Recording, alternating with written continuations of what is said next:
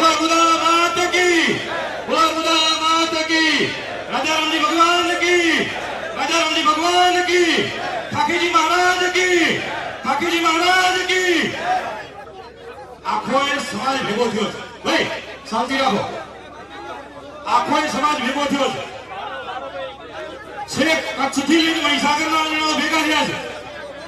આજે પાપડના રૂણીના આપણે બધાય પ્રશ્નના સમાધાનમાં ભેગા થયા છીએ।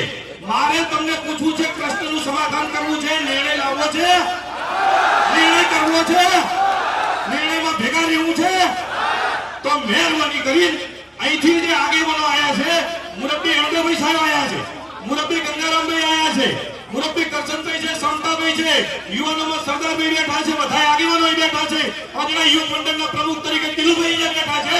અહીં બેઠેલો એકેય આગેવાન ફૂટેલો નથી, નમાલો નથી, કાયર નથી। માટે જો તમને ભરોસો હોય તો અહીંથી જે નિર્ણયો લેવાય છે, અહીંથી જે વાત થાય છે, એને નમ્રતાપૂર્વક વિવેક સાથે સાંભળો। તમારી કોઈ વેદના હોય, તમારી કોઈ વાત હોય, તમારી કોઈ રજૂઆત હોય, તમને ક્યાંય લાગતું હોય સાગરભાઈ અહીંયા અન્યાય થઈ રહ્યો છે, અમારી વાત મૂકવી છે, બે ધડક સમાજનો મંચ ખુલ્લો છે, તમારી વાત મૂકો। પણ વાત મૂકવાની એક મર્યાદા હોય, વાત મૂકવાનો વિવેક હોય।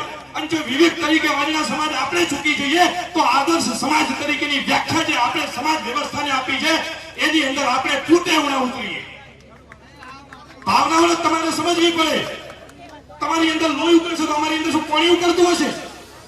લોહી અમારામાં છે, આજના અમે છીએ। 15 વર્ષથી સમાજની આગેવાની અમે કરીએ છીએ, બધા કરે છે। આ ગંગારામબાને આગેવાની કરતા કરતા માથે ધોળાવાળા આવી ગયા, આ અંદાભાઈ સાહેબને આગેવાની કરતા કરતા ધોળાવાળા આવી ગયા। આ બધા અહીંયા ભેગા થયા છે, તમારી ચિંતા કરવા ભેગા થયા છે। બોલવાની કોઈને ના નથી, વાત મૂકવાની કોઈને ના નથી, રજૂઆત કરવાની કોઈને ના નથી, પણ સમાજનો મંચ છે, સમાજ ભેગો થયો છે, સમાજ સાથે છે। તો જ્યારે સમાજ સાથે હોય, સમાજ ભેગો થયો હોય, ત્યારે સમાજની વાત, સમાજના શબ્દોની મર્યાદામાં કહીએ તો સમાજની આબરૂ આપણા સૌને શોભે, આબરૂ ઉપડાય નહીં।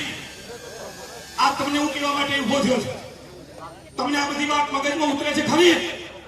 તમે એમાં સહમત છો? સહમત હો કે હાથ ઊંચા કરીને અર્બુદા બચાય ઘોષ કરો। બોલો અર્બુદા